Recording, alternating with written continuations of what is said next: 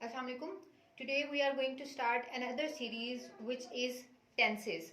So in this series we are trying to cover how to speak English as well as English tenses as far as the CSS and PMS examination is concerned. So in today's lecture we are going to cover the present indefinite tense.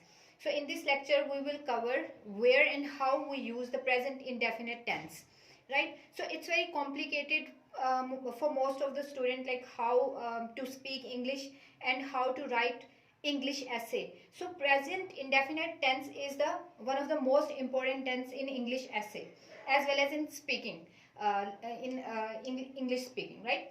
So पहला जो है present indefinite, वो हम use करते कहाँ हैं?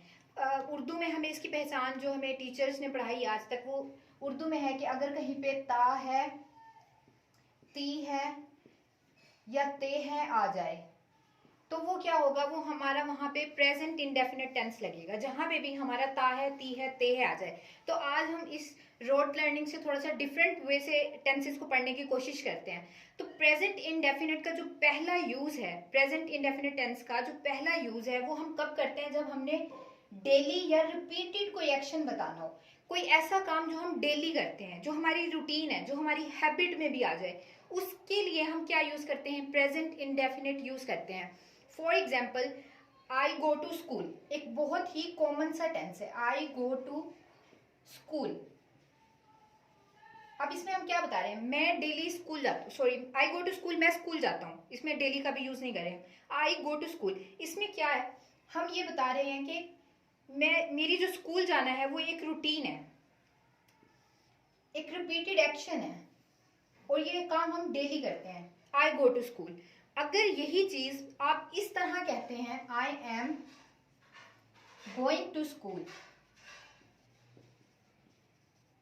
अब यहां पे कंफर्म नहीं है कि ये आपका डेली एक्शन है या नहीं है। ये कंफर्म है कि आप अभी स्कूल जा रहे हैं, लेकिन अगर आप आई गो टू स्कूल बता रहे हैं किसी को, तो ये कंफर्म है कि यहाँ पे आप जो है वो डेली एक्शन शो करवा रहे हैं। I am going to school, आप जो स्कूल जा रहे हैं, ये वाले इस टेंस में, कॉन्टिन्यूस टेंस में, तो ये किसी स्पेशल पर्पस की वजह से भी हो सकता है। आप किसी मीटिंग की वजह से स्कूल में जा रहे होते हैं, I am going to school अगर आप कह रहे हैं, तो आई गो टू स्कूल का मतलब है ये आपका डेली का रिपीटेड एक्शन है।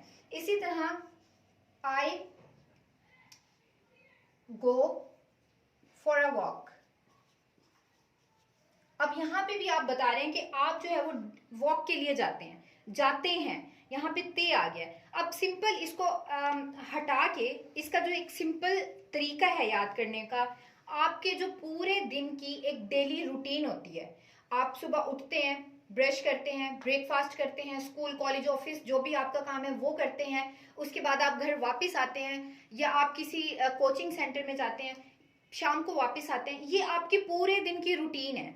इस पूरे दिन की रूटीन को आप प्रेजेंट इंडेफिनिट टेंस में लिखेंगे।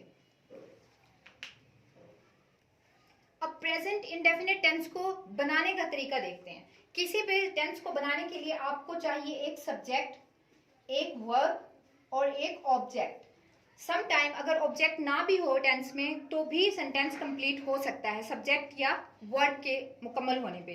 तो सब्जेक्ट और वर्ब और ऑब्जेक्ट। अब इस टेंस में सबसे ज्यादा इंपॉर्टेंट रोल प्ले करती है वर्ब, क्योंकि कहीं पे वर्ब हम सिंगुलर यूज करते हैं, कहीं पे वर्ब हम प्लूरल यूज करते हैं।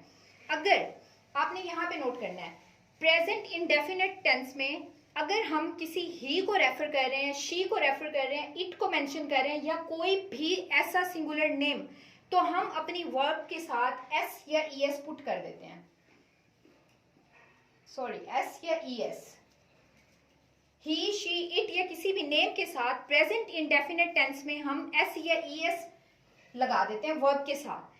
और इफ अगर हम आई, वी, दे, यू का यूज कर रहे हैं अपने प्रेजेंट इंडेफिनिट टेंस में, तो हमारी जो वर्ब है उसमें हम एस या ईएस कुछ भी पुट नहीं करेंगे। इसको अभी हम एग्जाम्पल से देखते हैं।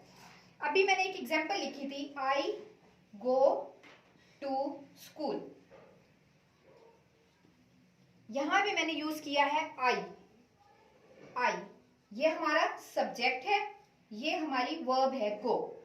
तो हमने जो हमारी वर्ब है उसके साथ एस या ईएस कब पुट करना है? जब हमारे पास ही, शी, इट या कोई भी सिंगुलर नेम होगा। अब फॉर एग्जाम्पल मैं बताती हूँ, ही गो टू स्कूल।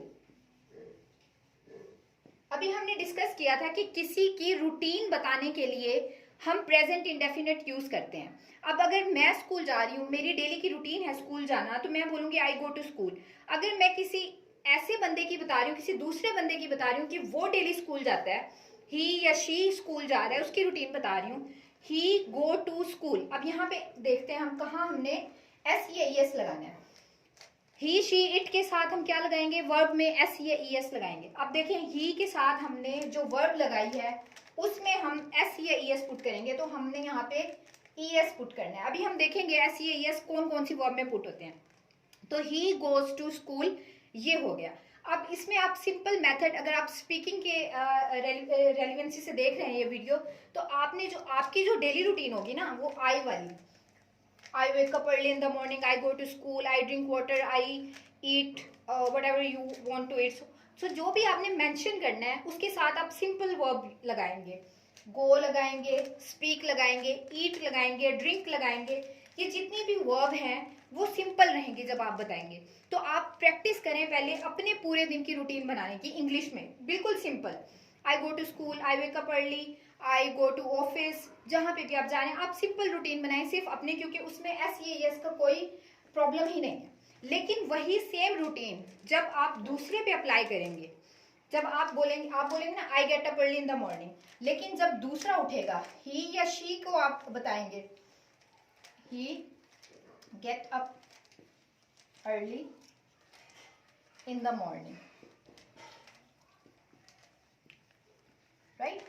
अगर आप अब शी की रूटीन बता रहे हैं, ही या शी या इट वाला जो भी आप सेंटेंस राइट करेंगे, तो आपने क्या लगाना है, वर्ब आ गई, ये आपका हो गया सब्जेक्ट, ये आपकी हो गई वर्ब।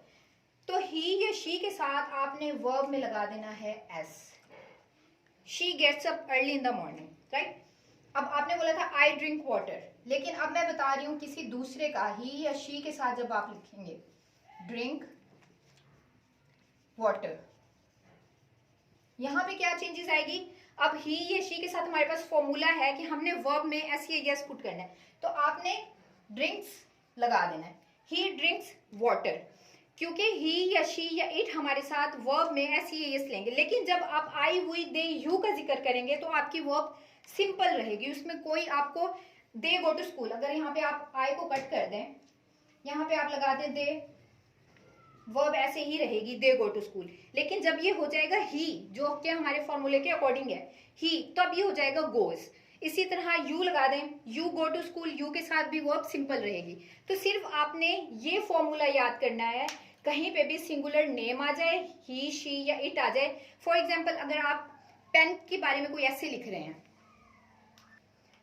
पेन के बारे में लिख रहे हैं, इट इज अ पेन,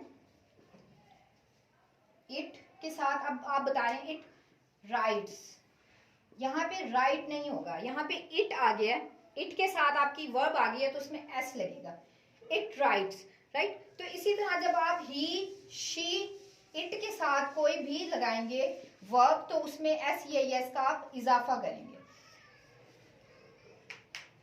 एक और यूज है प्रेजेंट इंडेफिनिट का, जब आपने कोई भी परमानेंट सिचुएशन बतानी हो। अब एग्जांपल मैंने लिखी है, एना लिव्स इन दुबई, तो यहाँ पे हम क्या बता रहे हैं, परमानेंट सिचुएशन बता रहे हैं। My brother lives with me, तो मैं क्या बता रही हूँ, एक परमानेंट सिचुएशन बता रही हूँ। अगर मैं यहाँ पर ये बोलती हूँ एना इज लिविंग इन दुबई, तो इसका मतलब है कि एना एक टेम्परेरी पीरियड के लिए दुबई गई हुई है। लेकिन अगर मैं परमानेंट बता रही हूँ सिचुएशन, तो एना लिव्स इन दुबई। अब यहाँ पे हमने एना लगाया, सिंगुलर नेम है, राइट, तो यहाँ पे भी हमारी वर्ब में एस लग गया।